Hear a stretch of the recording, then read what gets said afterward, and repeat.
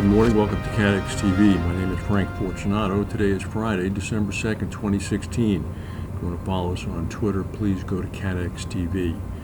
Well, 9 minutes into his nationally televised address last night in Paris, France, French President Francois Hollande dropped the bombshell that only a few members of his inner circle knew was coming. He would not, after all, seek a second term as president of France. The election is next year. Confounding most expectations, he apparently was acknowledging that to stand for re-election would be bad for his Socialist Party's already slim chance for victory next year. Sources close to the French president said that only a tiny handful of people knew of his decision, and they had learned that news only by telephone just an hour before his address.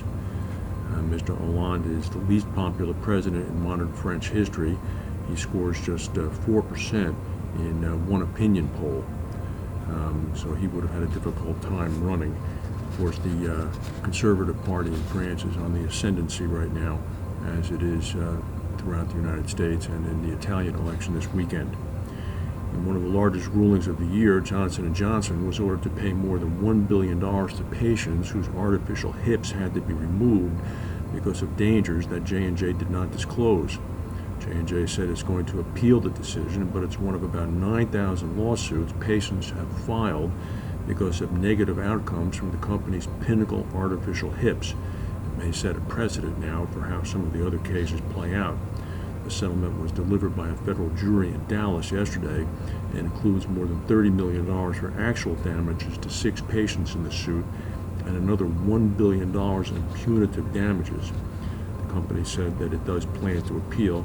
J&J and its subsidiary Dupuis, which manufactures the hips, asked the U.S. judge not to schedule any of the other 8,900 lawsuits until the company appeals the current verdict. Dupuis said in a statement, "We have no greater responsibility than to the patients who use our products, and our goal is to create medical innovations that help people live more active and comfortable lives." Earlier today, Indonesian police arrested 10 people, including prominent citizens in the country, for suspected treason and other crimes, and said they were planning to use a mass protest in Jakarta today to cause chaos and overthrow the government. The protest was by Muslims, conservative Muslims, which drew about 200,000 people to the city streets. The Muslims were protesting against the Christian governor of Jakarta, who was being prosecuted for blasphemy, which is a criminal offense in predominantly Muslim Indonesia. Police arrested a number of prominent citizens, including the daughter of Indonesia's founding president, the younger sister of a former president, and a retired army general.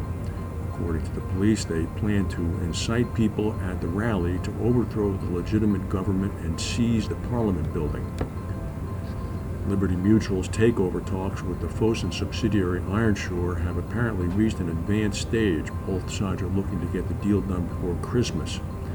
Apparently, other potential acquirers, which have been waiting in the wings, are going to remain there because it looks as if Liberty is going to win the battle.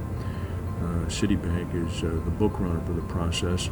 Sources are suggesting that Fosun will secure a valuation in excess of 1.25 book value, which would more than allow it to recoup the $2.3 billion it invested in the business when it bought it back in 2015.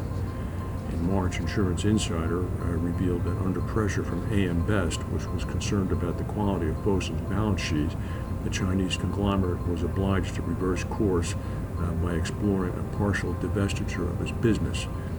It was considering selling subsidiaries such as Ironshore or filing for a potential IPO. Apparently, they've decided on the former.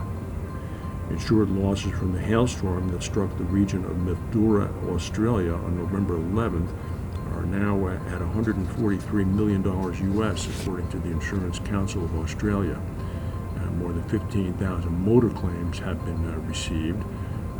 Also, the area is heavily dependent on agriculture. It's known colloquially as Victoria's Food Bowl, with most of Australia's fruit, grapes, nuts, olives, carrots, and asparagus being grown in the Mildura area. Also, it's known for its wineries, which produce most of Australia's Chardonnay. Carnival Princess Cruise Lines will pay a $40 million fine for dumping oily waste into the ocean. The company also pleaded guilty to 7 felony charges. A whistleblower discovered the elaborate workaround system 3 years ago. The Miami U.S. Attorney said our open seas are not dumping grounds for waste.